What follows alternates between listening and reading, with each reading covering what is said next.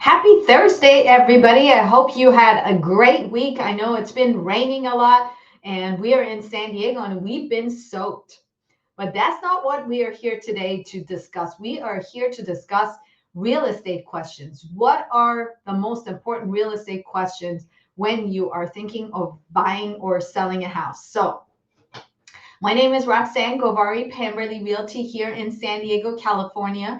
And if you are watching this on YouTube, please go ahead and subscribe to our channel. It really means the world to me and my team if you are subscribing so that you know of all the new videos that we put out. We really appreciate that, and that way we can stay in touch and keep bringing you great content. So let's talk about real estate questions, and let's start with sellers.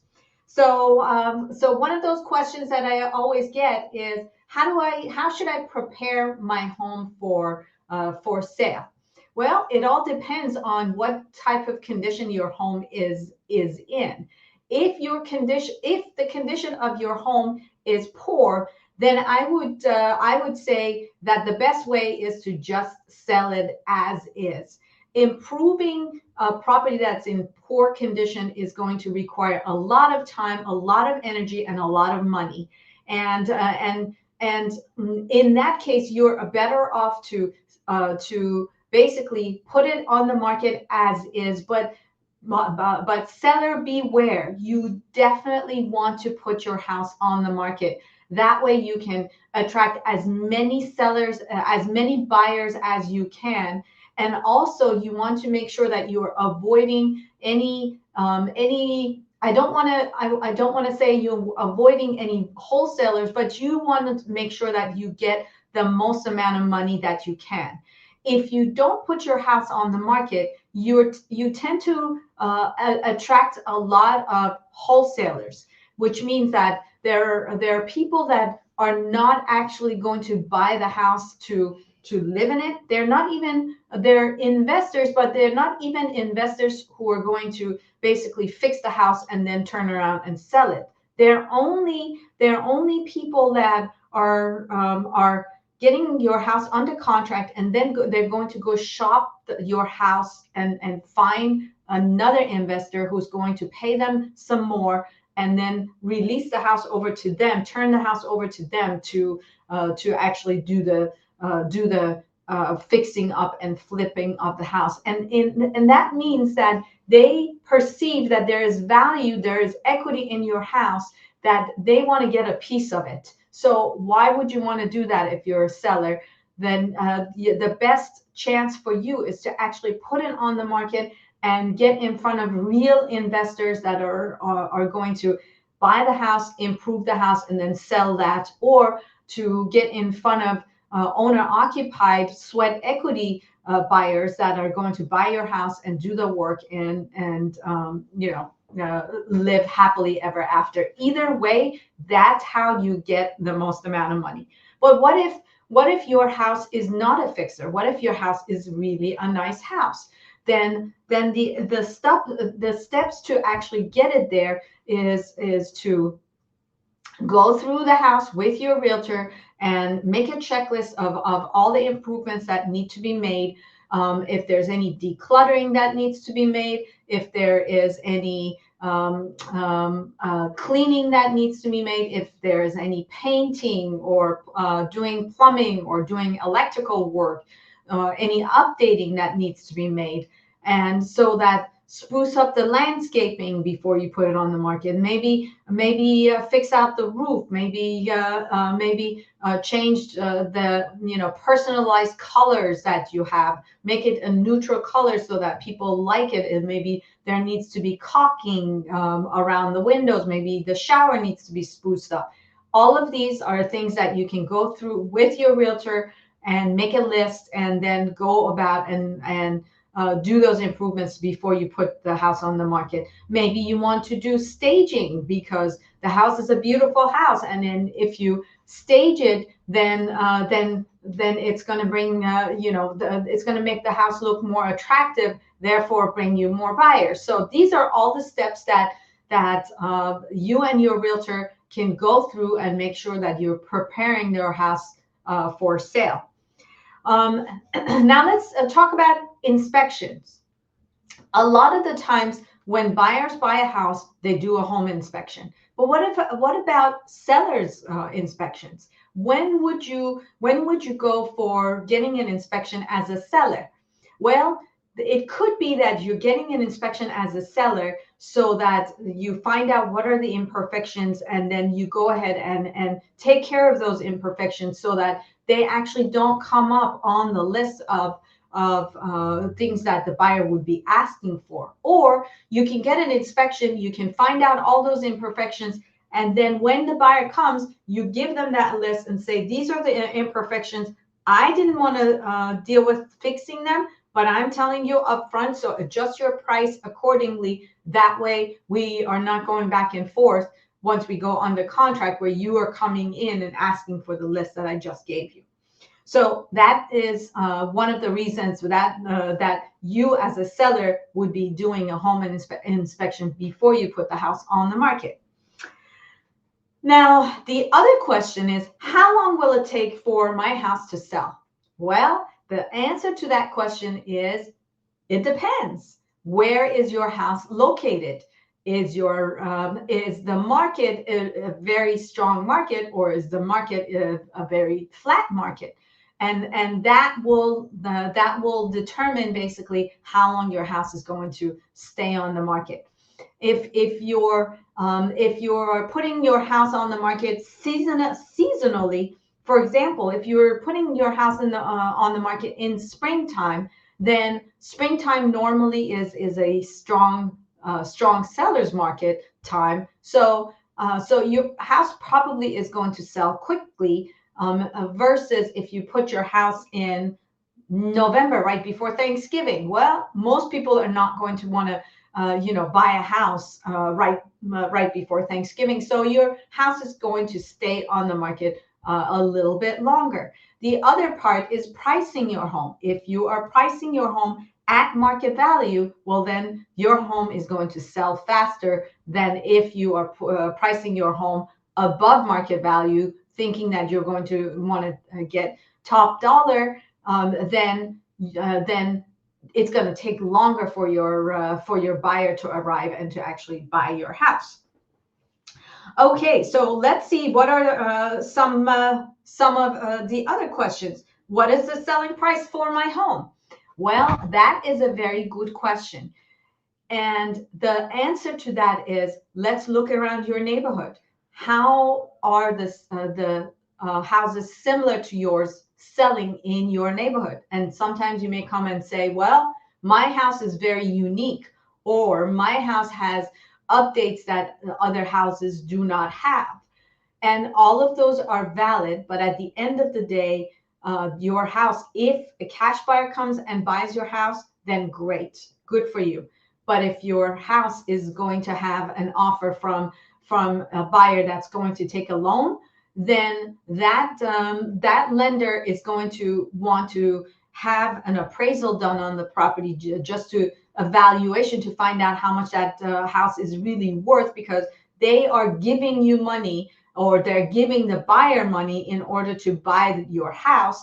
And if they're giving the buyer money to buy your house, they need to assure themselves that they're not giving you too much money, or you have to assure yourself that they're not giving you too little money. So appraisal is a big part of how we value property, and also the comparable sales is a big part of how we value property.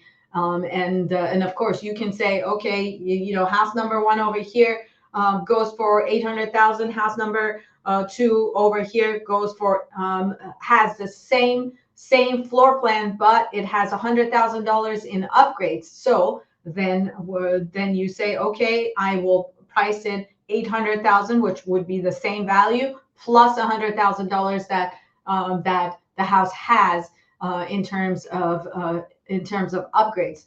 But one thing that you have to keep in mind is, just like when you buy a shirt, like my shirt is very nice, but if I go to the store, I'm going to have to spend, let's say, $30 for this shirt.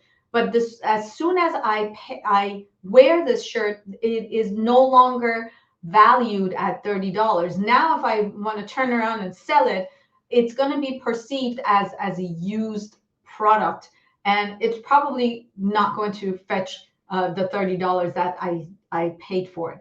It's the same thing when you are doing improvements to your house.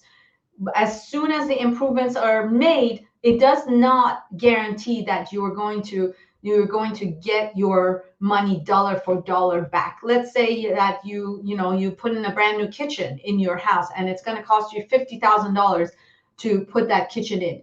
There is no guarantees that you can now turn around and sell that house for $50,000 more because of the fact that you just put in a kitchen for $50,000. So some improvements are going to bring you more money than some other improvements, but keep in mind that dollar for dollar, you may not be getting every improvement that you put into the house. Now, let's talk about homes assessed value versus market value. Assessed value is the price that the municipality that you live in puts on your house. So assessed value is basically the value of the house and that the tax preparer, not the tax preparer, but the city and the county that you are in, they put as value on your house, and they tax you according to that number.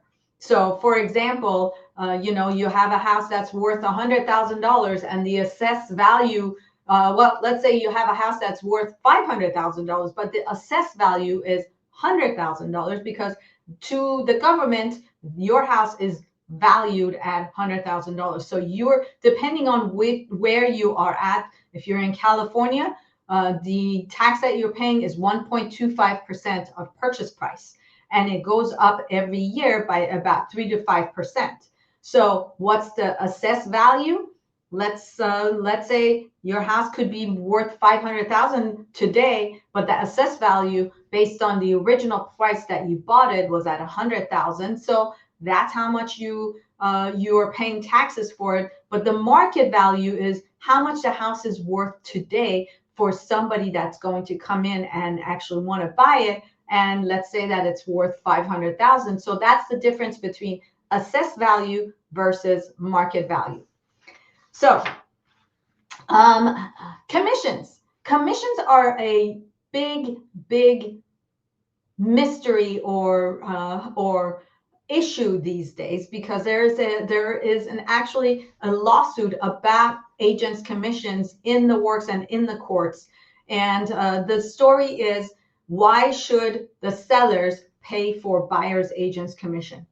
And in every real estate transaction, 99% of the time, you have two agents. You have an agent that represents the seller, and you have an agent that represents the buyer. And our system, in my humble opinion, is the best system that we have, because it's best if you have two people, each one is representing their own side, because the sides are, I don't want to say that they're fighting, but each side has their own agenda in mind. The buyer wants to pay the least amount of money for the house, and the seller wants to get the most amount of money for the house. And therefore, it's best if you have your own agents on each side, so each one is defending your rights and your interest.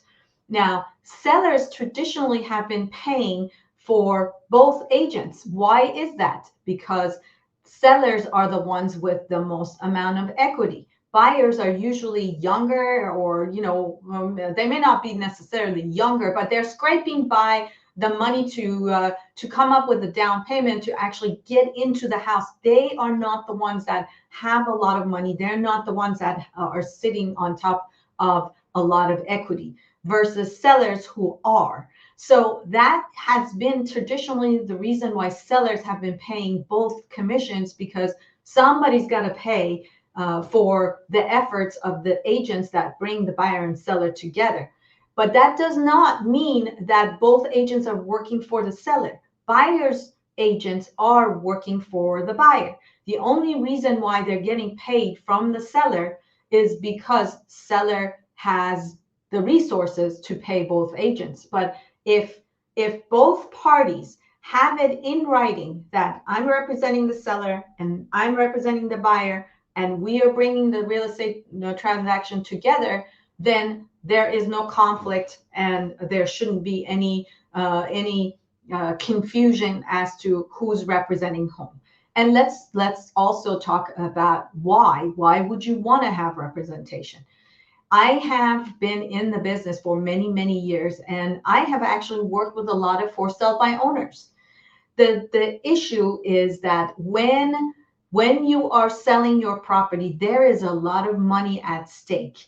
And because of it, the temptations are great to hide stuff and not be completely truthful, to tell everything that needs to be told to the buyer on behalf of the seller. When you get professionals involved, then those professionals' job, first of all, they are not emotionally attached to the property. And also, they are professionals and they're involved to make sure that the rights of each party is protected.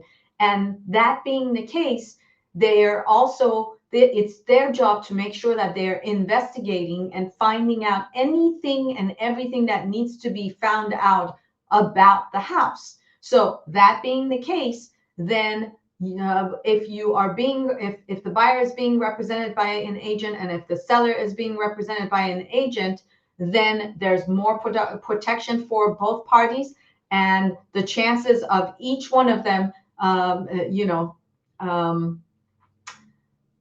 being dishonest with the other is dramatically reduced. So as they say it, you eliminate the wild, wild west effect that nobody wants. Okay, and so commissions, are they negotiable? Absolutely. You get what you pay for. The old saying always goes. So you want to make sure you're hiring somebody who is knowledgeable, somebody who's highly ethical, and for that, you can negotiate how much you're going to pay for them. So there you have it, some of the questions that the sellers may have when they are thinking about selling their property. In the next series on this subject, we are going to explore what buyers should be looking for when they are looking for their agents and what questions should they be asking. So I hope that you join me next Thursday to explore those questions. And again, thank you so much for joining me today. And I hope to see you next time for Real Estate with Roxanne. And let me go over some of my credentials. Of course, my name is Roxanne Govari, and I sell real estate in San Diego, California. But if you are thinking of buying or selling anywhere in the country, give me a call and I will be happy to help you. And let's see, there is my phone number if you are trying to get a hold of me. And there is my website if you like to visit. And there's my email address if you want to send me an email. And I love to hang out on Instagram. So please, if you're seeing me on Instagram, follow me. And there is my name on Facebook. And of course, if you're finding me on YouTube, Pemberley Realty, Roxanne Govari, that's where I hang out. Thank you so much for joining me today, and make yourself a great evening. Take care.